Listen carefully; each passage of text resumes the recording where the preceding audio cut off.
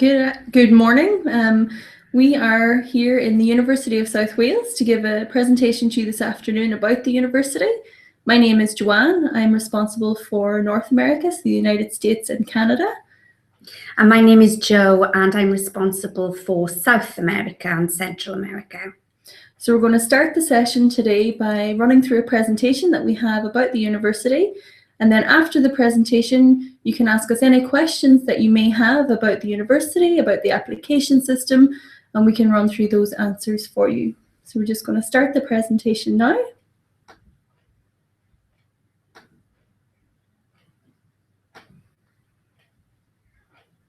So the University of South Wales, we're located in the UK. As we said at the beginning, my name is Joanne and this is Joanna. So we're going to run through what the presentation will contain. Okay, so the first thing we're going to be looking at is where we are. Obviously, as Joanne just said, we are based in the UK, but we're going to tell you exactly where in the UK we are. We're going to talk a little bit about our campuses. We're going to talk about entry requirements, tuition fees and scholarships, how to apply and the importance of a personal statement, accommodation, and also the support that's available to you at the university. So where are we? We are located in the south of Wales. So we have 3 campuses, one in Cardiff, one in Pontypridd, and one in Newport. So the university is very well located for students who want to take advantage of going to London for the weekend, or perhaps for students who want to spend some of the time that they have off university traveling around different countries in Europe. If you come all the way across the Atlantic, that it's usually a great idea that when you have some free time to make it the most of your time here and to explore some other cities while you are here. Now, Wales has been voted one of the top countries in the world to visit in 2014. We think that it's a great place to be. We're sure that you would agree if you came here to see it as well. It has a relatively low cost of living compared to other places in the UK, so that some of the rents in Cardiff, in Newport and in Pontypridd can be up to £100 less than other cities around the UK. Okay, and so why should you consider the University of South Wales when there are so many other universities in the UK? So we have about 120 in total. Well, the University of South Wales is actually one of the largest universities in the UK. And as an international student, you certainly wouldn't be on your own, because we have over 4,500 international students, and they are part of a student body of 33,000 students in total. And our international students are from around 120 different countries, so lots of people from different cultures to meet. We also offer scholarships of up to £2,500, and as Joanne mentioned, we also have a lower cost of living, and we'll talk about the scholarships in a little bit more detail later. But we also have quite an impressive graduate success rate, and 94% of our graduates are in employment, so this is within 6 months of graduating. And one of the reasons for this is that many of our courses are accredited by professional bodies. And also we have some great partnerships with organisations across the UK and also internationally. So there's a few examples there. So IBM, British Airways, Rolls-Royce. And as Joanne said, we've got some really great attractions very close to the university. So for example, if you were based in Cardiff, about 45 minutes away, you've got a national park, it's the Brecon Beacons, and about a 20-minute drive away, you've got some really lovely beaches. And of course, I think we're very friendly and welcoming as well. The Welsh people are known to be very welcoming to international students in particular. And the other thing that the Welsh are known for is Wales is known as the land of song, so that for anybody who has an interest in music, that it's a great place to be for that as well. So the 3 campuses that we have at the university, the first one that we're going to talk about is the Newport City campus. So this is a city just 20 minutes east of Cardiff. It's a city that has undergone some rejuvenation in the past few years. So this is the campus itself. It's on the waterfront. And at the other side of the campus is a vast shopping area for students as well. So lots of shops and restaurants right in the heart of the city. And from here, the accommodation for this building is just a short 3-minute walk along the water. So the courses on this campus are teacher training, education, and some of the postgraduate professional programs as well. Okay, so then moving on to our Cardiff campus. So Cardiff is the capital city of Wales, and it was also voted the best city in the UK for young people in 2013. So this should be something to attract you to the city, because it's a really beautiful city, and quite a small city too, very easy to get around. And the kind of thing you'll find on this campus, we've got our School of Art and Design, School of Drama and Music, and our School of Media. So as you can see from the course listings there, or should I say the subject listings, this is where all our creative students are based. So it's a really great melting pot of different people with different creative skills. So a really great place to study if this is what you're interested in. And another point just to note for the creative subjects, that the Welsh Government at the minute is putting a lot of funding into the creative industries. So if you've ever heard of the likes of Doctor Who or Sherlock Holmes, both of these are filmed in Cardiff. So students who have a creative outlook on life, that this is really a great campus to be based on, and there's lots of different or guest lecturers or people who work in industry across all of those different subject areas. So we believe that education is formed by real life thinking. So all of the equipment that we have on campus is geared towards you being able to use the equipment that the industry uses on graduation as well.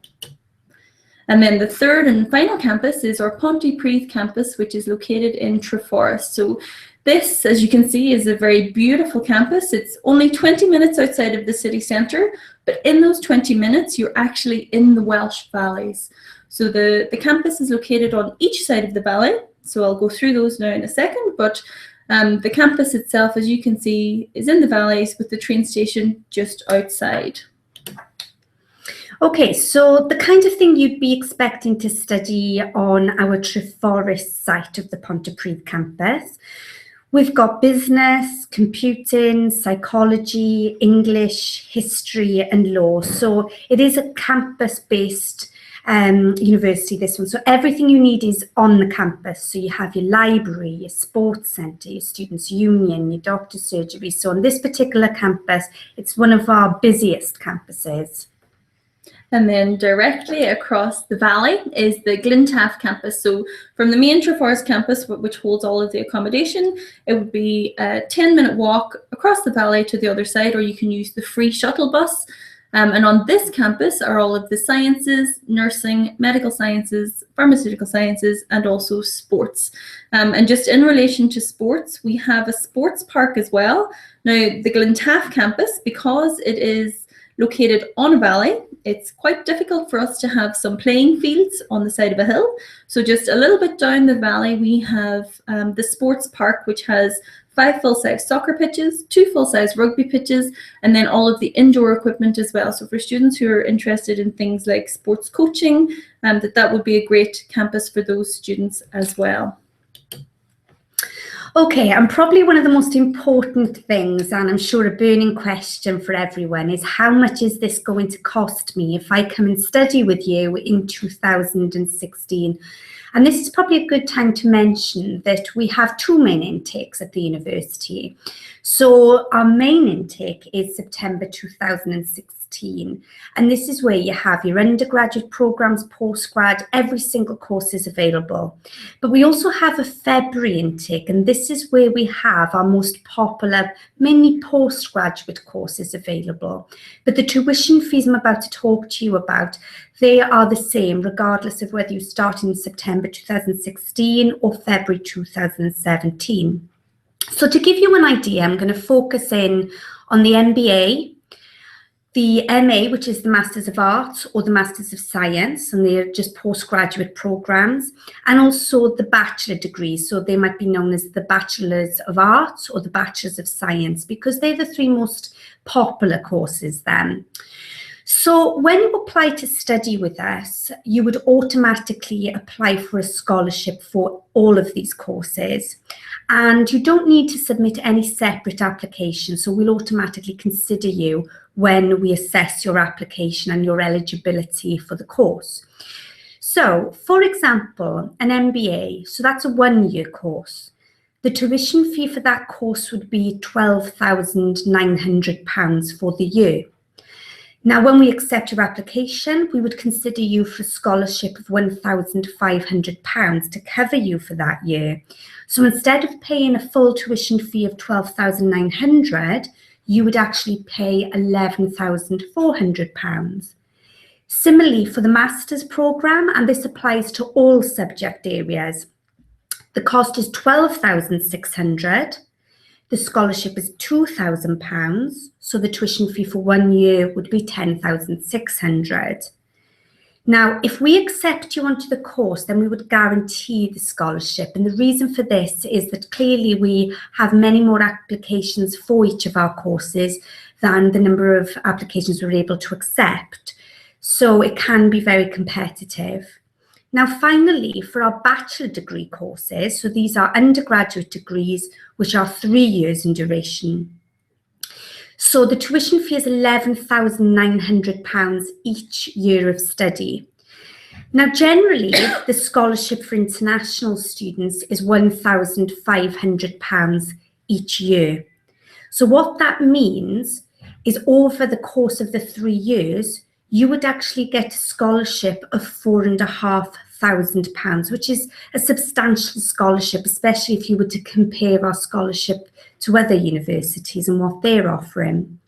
So what this would mean is that instead of paying £11,900 each year, you would pay £10,400. Now, as I said, this is what we would usually offer to international students. So, for example, students from America, students from Canada. Now, there are certain other developing markets where we would offer slightly more of a scholarship. So, for example, if you're from Mexico, Colombia, or Brazil, you would be eligible for our Chancellor's International Development Scholarship of £2,500. So this would mean that instead of paying £10,400 each year, you would pay £9,400. And clearly this would mean that instead of getting the scholarship of £4,500, you would actually be getting the scholarship of £7,500. And again, this is an automatic scholarship. Now, if you were not eligible for an undergraduate degree, it might mean that you need to do a foundation programme, which is a 1-year course. And the tuition fee for that is £7,350. We don't offer a scholarship for that, and the reason being is that is already a very competitive tuition fee if you were to compare that to other universities. And then just below that, we have some pre-sessional courses. And I won't go into too much detail about this, but basically we do have entry requirements for our English for all our courses. And if you don't meet those requirements, then you might need to study one of these pre-sessional courses. And we'll talk about this in a little bit more detail later. So then how would you pay the tuition fees? So once you've made your application and it's been accepted, you will be able to pay the minimum, which is 50%, which would be your deposit. Now, this has to be paid before we can issue you with the CAS, and the CAS is what is needed before you can make your visa to come to study in the United Kingdom. So 50% is paid up front before you leave your country, and then the remaining 50%, if it's paid in full before or on enrolment, there's an early bird discount worth £300. Or when you arrive, you have the option to pay it in 3 installments. Or if you choose to pay it in 7 installments over the year of your study, there's an extra £25 admin fee. So that's the different options, and it's paid directly to the university. Now, all of the information in relation to the fees, the scholarships, and how to pay your tuition fees is available on our website. So if there's anything at all that you're a little bit unsure of, just have a look at our website and you can find all of the details there as well. Okay, so you know what the courses are, the ones that we offer. We also know how much this is going to cost. So how do you apply for any of our courses? Now, you can apply yourself, or we also work with representatives in your country. So whether that would be Mexico, Brazil, Canada, we would have someone who might be able to help you. So you just need to let us know if you would prefer to apply through a representative, and we will put you in contact. Now, the first thing you would need to do is complete your application form. Now, you can do this online through our website. You just need to go to our international webpage, and then on the left-hand side, you can click on apply, and that will take you through. Or if you're an undergraduate student, so studying for a degree, you can apply through UCAS, but UCAS is a central body which allows you to apply to up to 5 universities in the UK at the same time. But regardless of whether you're an undergraduate degree student or whether you're applying for a postgraduate course, we would accept an online application from you. And what we also need from you is your high school transcript. So if you've just finished a degree, we would need those transcripts and certificates. We'd also need an academic reference, and this would usually come from your university. And the important thing about the reference is that it needs to be on headed paper. So this is going to tell us why your university would recommend you to come and study a course here at the University of South Wales. Then we need to have an English language certificate, and IELTS is the most popular English language course that we see, but it's not the only English language course test that we would accept, but it must be from an approved UKVI centre, okay? And there's a little, you can ask us questions about this in a second, but IELTS is the most popular English test, and I'll tell you exactly what result you need, what grade you need in a second. Personal statement. Now, this is really important. It's actually one of the most important parts of the application, and we'll go through this in a bit more detail in a second. Finally, you would also need a portfolio if you're applying for a creative course such as music, drama, dance, or art and design. Okay, but we can give you a little bit more information about that after the session. But for now, it's important that you should be aware that you might need to submit this. So what is the personal statement? The personal statement, sometimes also known as a motivation letter, is basically you telling the university why they should choose you to accept you onto the course that you have applied for.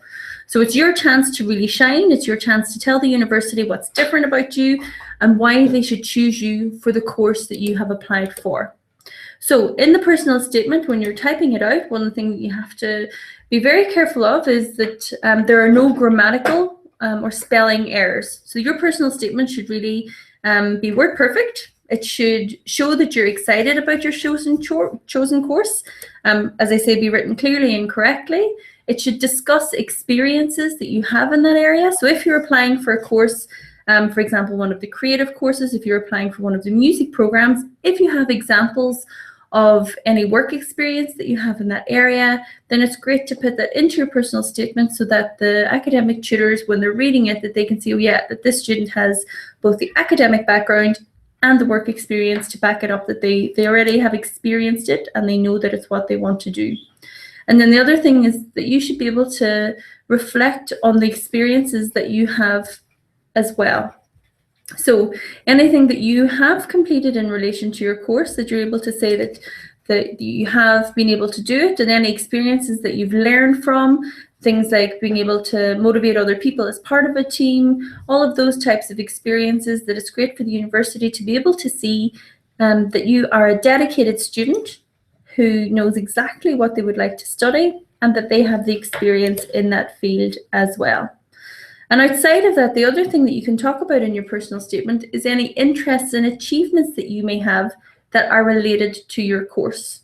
So while some students would have lots and lots of different types of achievements, it's best to rein it in to make sure that those achievements are relatable to the course that you have applied to.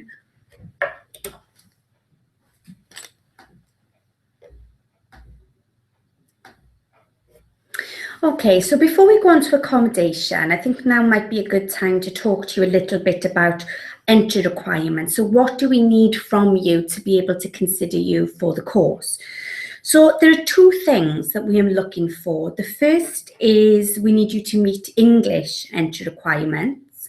And the second thing is that we need you to meet academic entry requirements. So let's start with undergraduate courses, degree courses. So what we're looking for is if you've just finished high school, we are looking for the results of high school, basically. So any kind of certificate and transcripts you have, that's what we need. With regard to your English, we need you to have an IELTS of 6 overall, with 5.5 in each band, or equivalent if you're going to study another English test, such as the Cambridge Advanced English, for example. Now, you might have been studying at a college for the last few years, so this is particularly popular in Canada, where students might study a college diploma for 3 years. Now, in that case, what we would be able to consider you for is advanced entry into one of our courses. So, for example, if you've done a 2-year diploma, you would usually be considered for the 2nd year of one of our 3-year degrees. Or if you've completed a 3-year diploma, then it's usually the 3rd and final year that you would be considered for. But all you would need to do is think about what kind of subject you want to study, have a look on the website to see exactly what that course is, and then submit the application. Now, if you're a postgraduate course, if you're applying for a postgraduate course, what we are looking for from you academically is a degree. Now, we're looking for around 60% or above in your degree. And I know that some countries, when they issue your degree results, you might have a GPA or you might have A's and B's and C's. So many different countries have different ways of marking degrees. So don't you worry too much about that, because we can work out what the equivalence is for you. Then when it comes to the English test, we are looking for an IELTS of 6.5 with 5.5 in each band. But regardless of whether you're looking to study an undergraduate degree or a postgraduate program, if you are below these IELTS requirements, then there's no need to panic, because we have many different pre-sessional English courses that you can join before the main course, so that you can improve your English level to our required entry requirement for the degree or the master's program. So for accommodation, all 3 of our campuses have accommodation either on the campus or next door to the building. So in Newport, it's an accommodation block that, as I said, is a 3-minute walk from the main building. In Cardiff, it is an accommodation block that's directly across the road from the atrium building. And then in Pontypridd, on the main Trifari campus, there are accommodation buildings at the very top of that hill. So accommodation on campus begins from around £79 and goes right up to £156 per week. On the Trifari campus, prices begin from £103 per week, and on the Cardiff campus, prices begin from £112 per week. So it's different for each campus, but all options are there for you. So all of the accommodation that's available for the campuses is self-catering and also is ensuite. So within the price that you pay each week, your internet is included, your electricity, heating, all of the bills are included. So what you would have to pay for outside of that is your food and transport. Okay, so as Joanne was saying, we do have plenty of accommodation on each of our campuses, or at least very close to each of our campuses. But we also have private accommodation available. And generally, private accommodation is also very, very close to all our campuses. Now, the one thing I would recommend is that, yes, private accommodation can be cheaper than living on the campus. However, the quality does vary from house to house. So whenever I speak with students, I always advise not to sign any contract until you come over to the UK to view the house for yourself.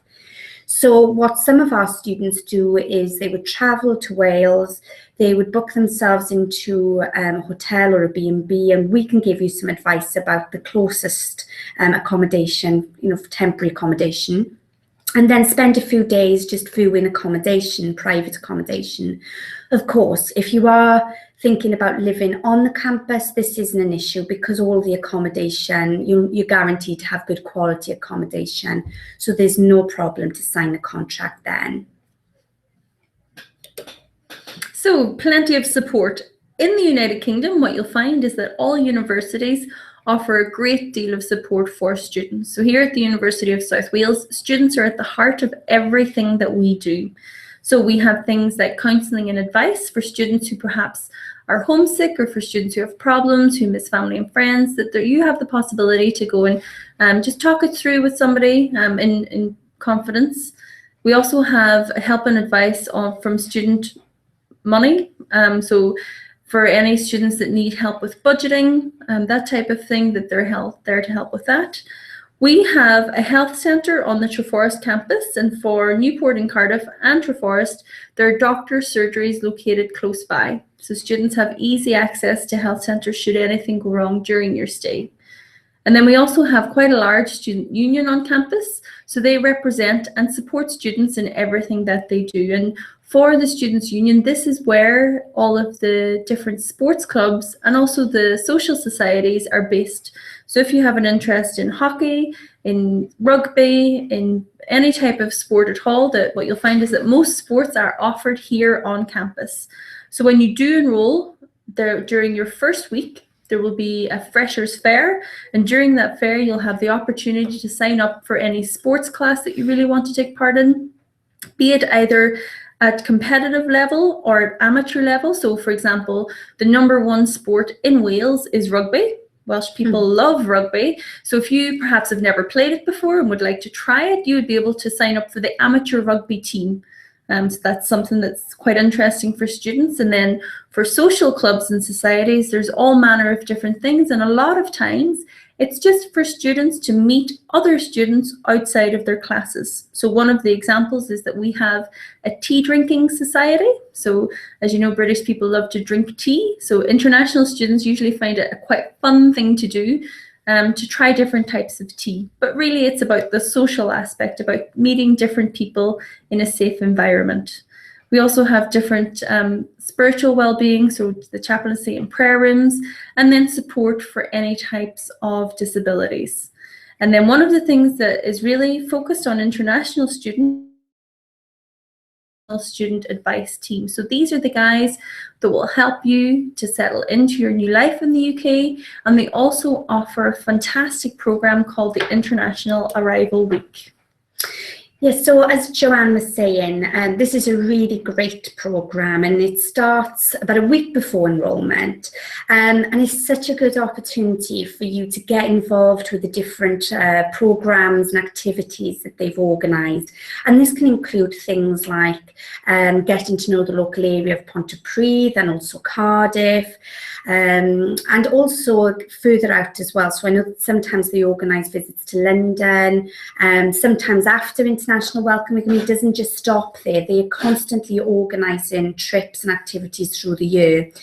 But during the International Welcome Week, this is an opportunity for students from all our different campuses to get to know other new students, because many students will never have actually left their country before. So it's a very big, it's a big opportunity, and it's also a very nerve-wracking time as well.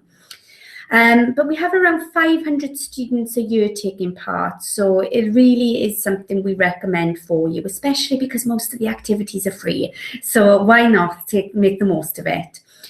We also offer an arrival service. So let's say that you decide to fly into Cardiff International Airport, and this is about a 20-minute drive away from our Cardiff campus, around 30 minutes to 40 minutes from our Newport and Pontypridd campuses. But if you do decide to fly into Cardiff Airport, then we can arrange a taxi to pick you up, and that's free of charge. Now, the majority of our students tend to fly into London Heathrow because there are more options for them then. And from there will be someone there for you holding up a board for the University of South Wales and showing you what you need to do to buy a ticket to travel to the campus. So these are services you can book a few days before you travel, but obviously great services to help you settle in. Okay, so now we're going to wrap up the presentation to give you guys a chance to ask us any questions that you'd like to ask. And I think there are already a few questions here. So we're just going to get rid of the presentation. There we are. We're back. We're back. So I guess the first question we'll start off with is from Louis Henrique, I'm sorry if I've got that wrong, but he's saying, good morning, I'd like to know how I can get how can I get into a university in the UK? Well, I would imagine that having gone through the presentation that you might have a better idea now, but you just need to get all your documents together. So your transcripts, you need to think about an English test if you haven't already done that. You need to get your personal statement together and your reference and think about applying online to the university. And then there's another question open here now about how to get a scholarship in the UK. So scholarships in the UK are different for each university. So at the University of South Wales, we have scholarships available of up to £2,500, and these are automatically applied for when you make your application. So there's no extra form that you will have to complete for this. But as I say, so it's automatically, the eligibility is part of the application process. So then if we, another one. Should we go on to this one? Yeah. Okay, so this is a question from Hannah Leiran, and she's asking how, do you need to do anything extra because you've been homeschooled?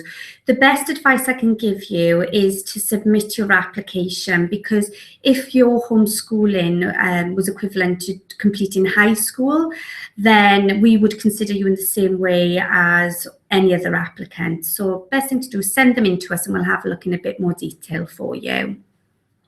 That's it. So then I'm just gonna, there's another question here which is very similar to the first one we had, so I'll just pop it up. It's a question again about scholarships.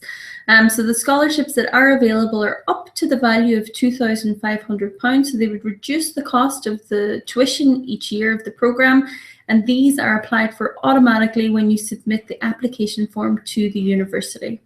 So any more information that you need on that, there's lots of information on the website about the different types of scholarships available for different students as well. It's quite an interesting one here about Chiefin. Okay, and this one is coming from, I'm sorry if I pronounce this one incorrectly again, but Maciel Tolentino. And Maciel is asking about the Chiefin program, which you might have heard of.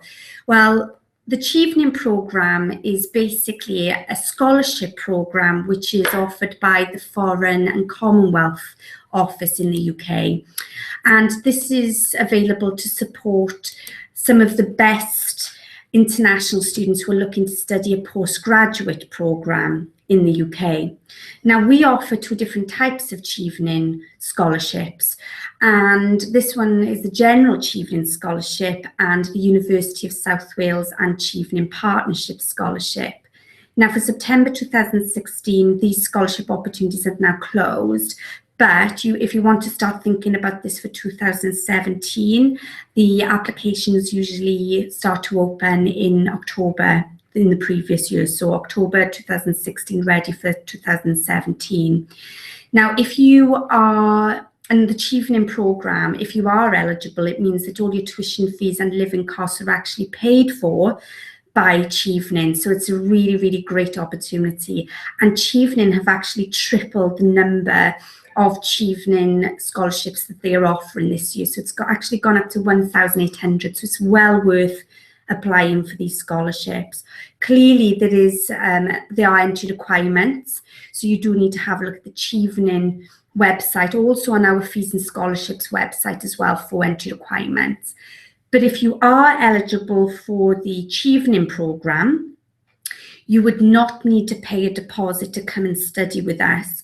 You wouldn't need to pay any tuition fees at all, in fact, because you would receive a letter from Chiefin confirming that you have been successful in obtaining the scholarship, and then we would issue your CAS based on that letter. So thank you for that question. I'm sure many other students who are interested in postgraduate courses would find that interesting. Yeah, and if you do have any questions at all, just please type them in, and we'll try and go through as many questions as we can now in the next 20 minutes before the session ends. So the next question we have is about the eligibility to And basically to transfer. So a student who's already started at a college in their home country is interested in moving to the UK before they start the second year of the college course. Now, yes, you can still apply. There are two options for applying. Now, if you're applying for a similar course to that you have already started, you could be applying to join the first year of the bachelor program, depending on the country and the course that you have already completed. So what you would need to do when you make your application is attach a copy of the transcript, so the results that you've had from the first year of study, and also a copy of the A-level results that you've had from your high school as well. So then when you make that application, that the admissions team will check your profile of study that you have so far, and then they'll make you an offer of study that they feel most appropriate for what you have applied for. So yes, it's perfectly possible, but just make sure that you add both pieces of information, both from high school and also then from the first year of study as well. So if we do this one.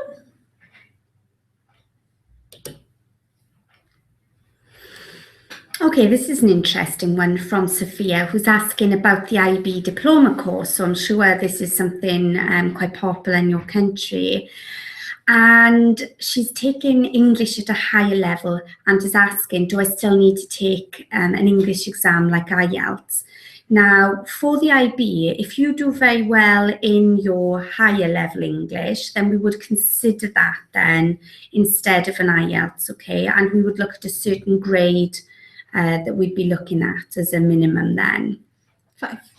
There you go then. Yeah, so minimum grade of 5 for the IB at higher level. Yeah, so if you get a 5 in your IB at English at higher level, you would not need to do any IELTS or any other English test.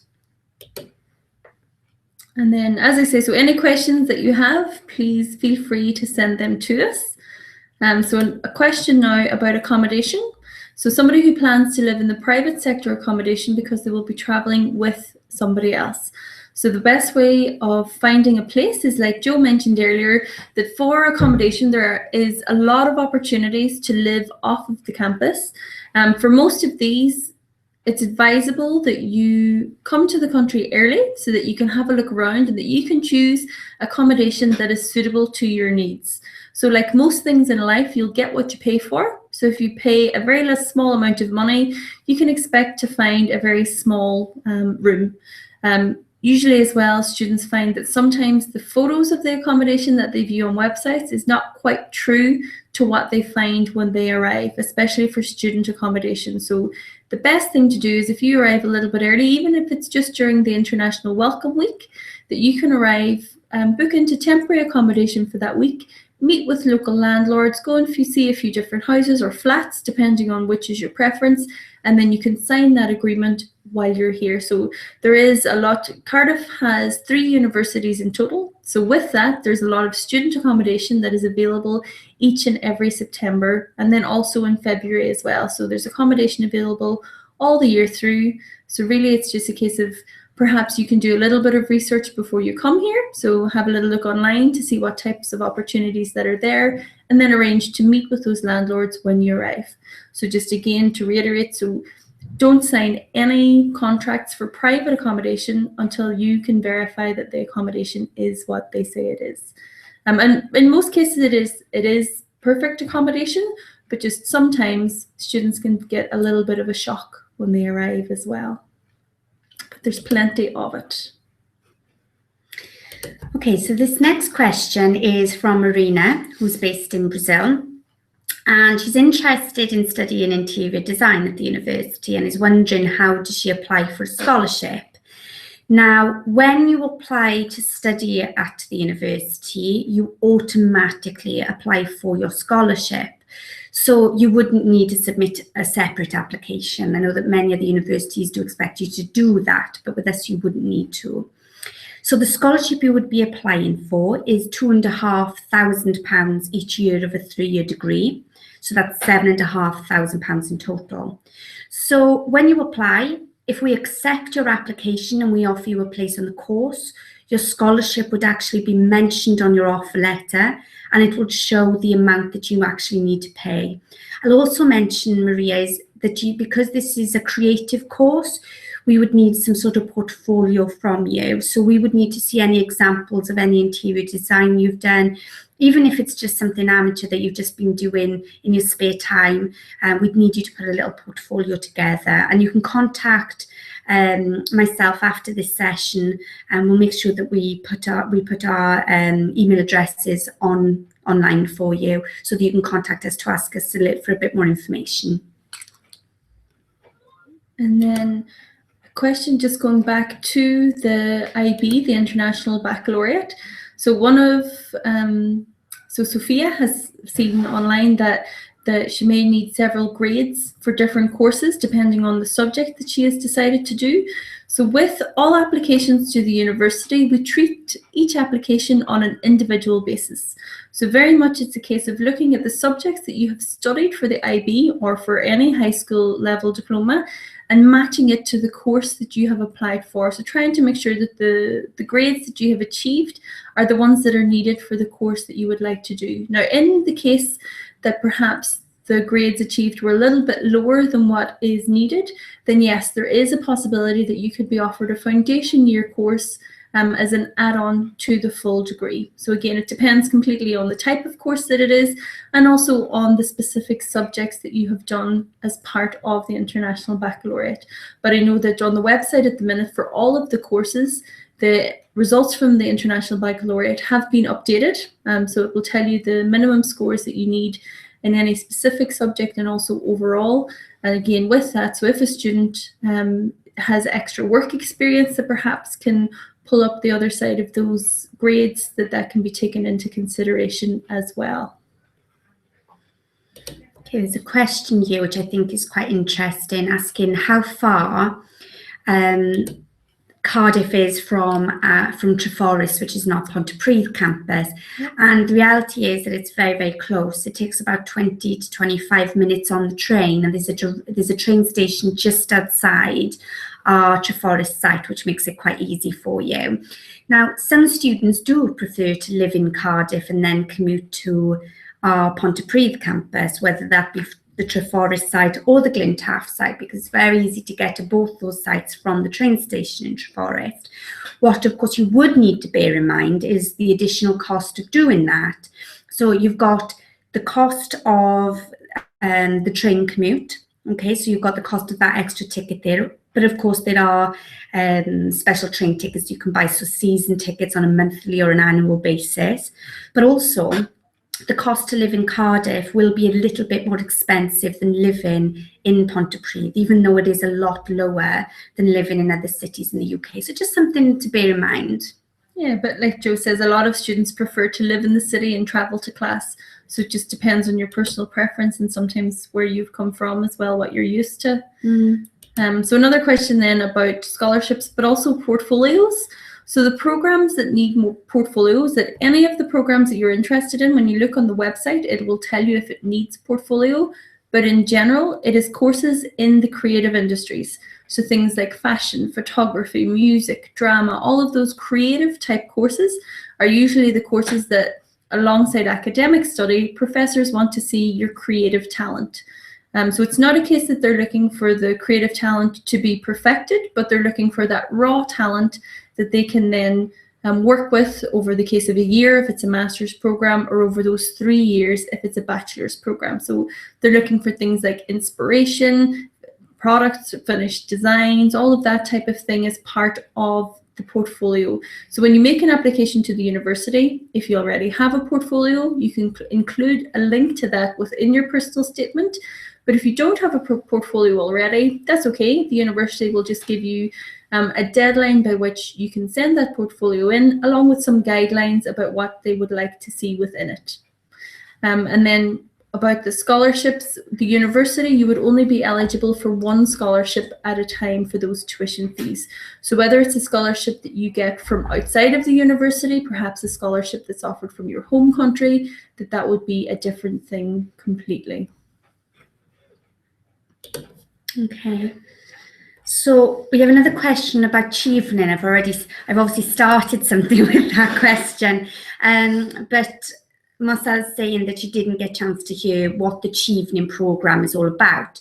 So I'll go through that a little bit now. If you were interested in studying a postgraduate master's program in the UK, so not an undergraduate degree, a postgraduate master's, this is what the scholarship will cover, and it would cover your tuition fees and all your living costs for the entire year that you study in the UK. Now, as I mentioned earlier, it's too late now to apply for this scholarship to study with us in September 2016. So if you are interested in applying for this, then you need to start thinking about submitting your application in the autumn. So it's usually around September, October of 2016 that you'd submit your application ready to study in September 2017. Now, there is a very strict eligibility criteria. So, for example, you need to have an undergraduate degree, which is equivalent to a UK second class, lower second class or above. Ideally, you'd need to have upper second class because the level of competition is very, very strong, the competition for this, because clearly most students would like to have their tuition fees and the living costs paid for. Students from all over the world, most countries are actually eligible for this if you're an international student from outside the EU. All right, so that's something to think about. But there are two different scholarships available at the University of South Wales. Now, the first is the General Chiefin Scholarship, and the second is the University of South Wales Partnership Scholarship. Now, for you, it doesn't make any difference which scholarship you apply for. In fact, you would submit one application and then Chiefin would decide whether you would be eligible for the general or partnership scholarship. They're both worth exactly the same. So basically, you would always have your tuition fees paid for and your living costs.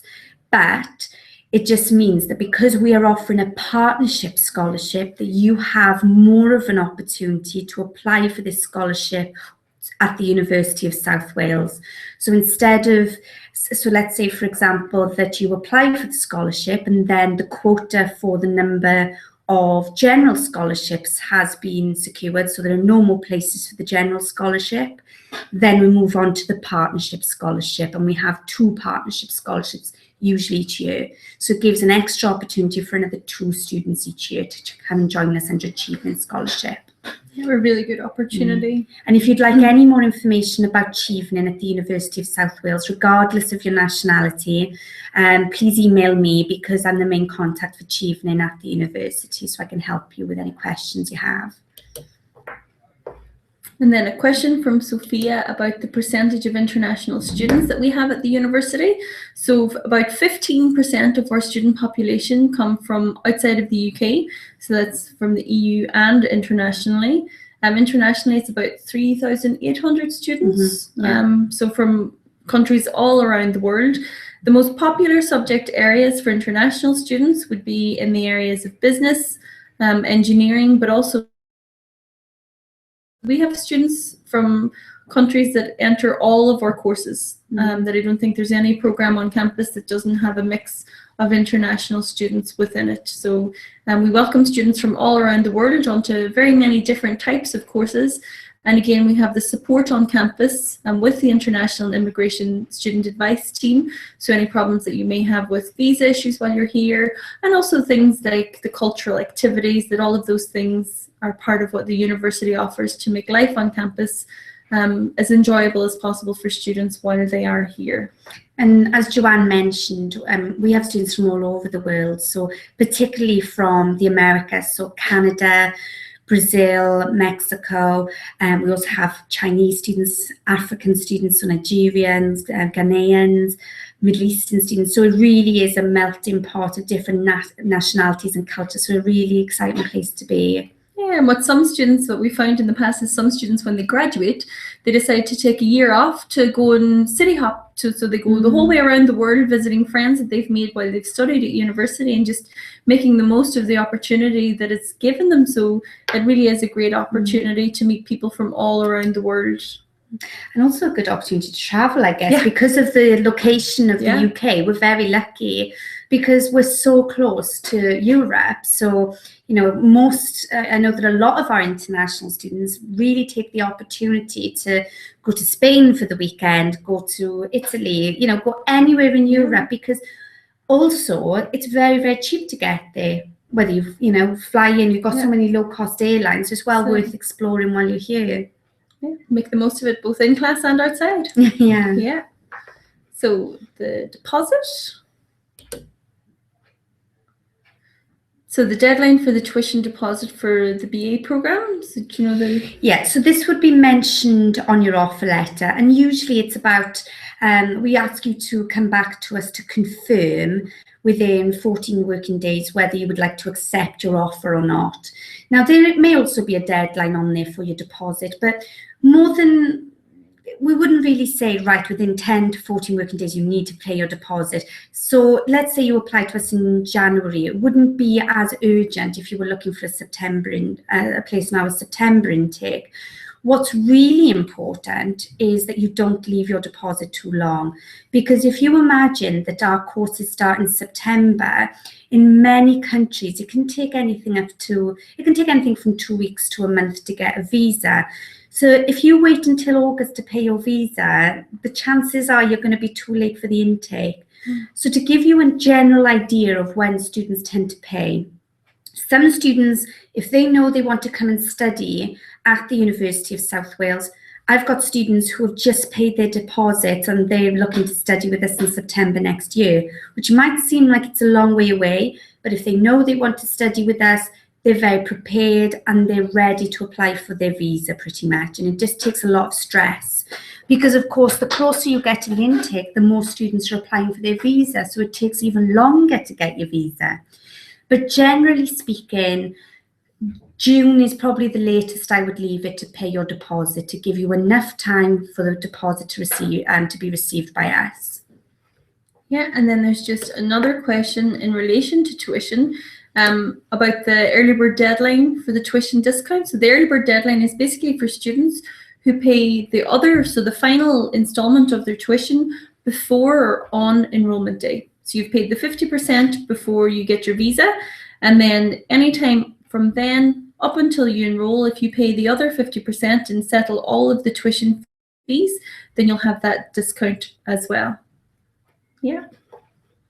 And I guess in that case, it might be useful to say, so let's say, for example, your tuition fees are 10,300, your deposit would be 50%, so that's £5,000. The balance is 5,300. But if you choose to pay in one lump sum when or before you enroll, that means you only have to pay another £5,000, so £10,000 in total with a discount. Yeah.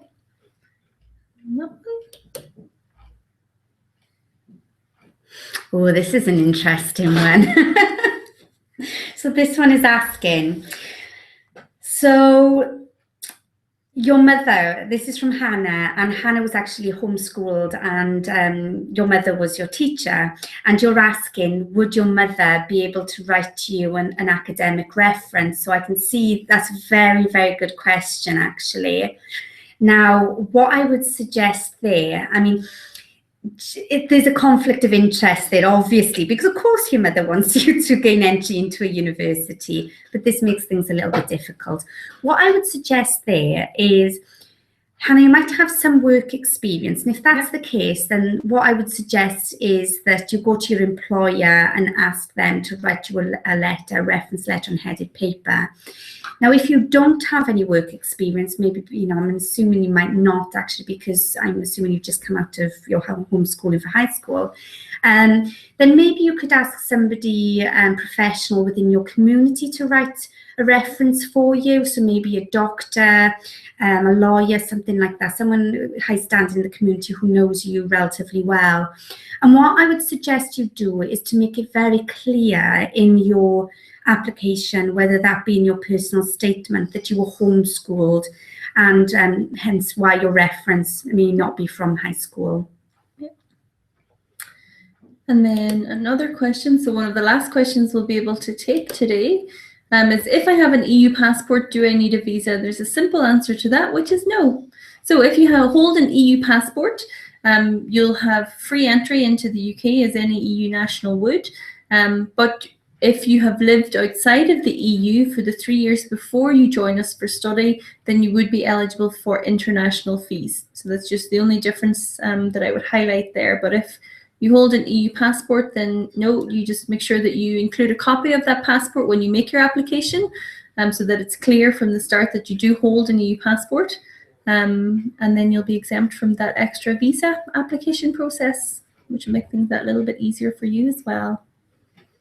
Yeah, so that I think takes us almost to the end of our session. That's it, yeah. Yes, it's been really good. Lots of questions from so many of you. If there are any questions that perhaps you feel that have not been answered just yet, you can find our email addresses after this, or you can go on the website and have a look at the pages that we have for all of the Americas. So for Canada, the US, Colombia, Brazil, Mexico, that we have much information on there about specific entry requirements for each country. Also some stories from students from those countries who've studied in the past.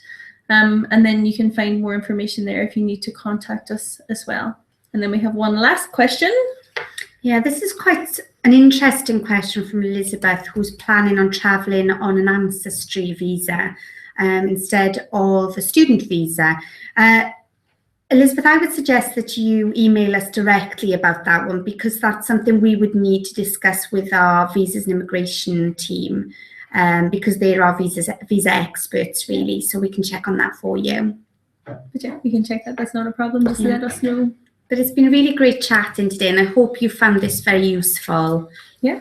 Thank you for taking the time, and I hope you all have a lovely day. I'm sure it's still very early wherever you are. Yeah. We're at the end of a working day here. Yeah. And have a great holiday season, all of you.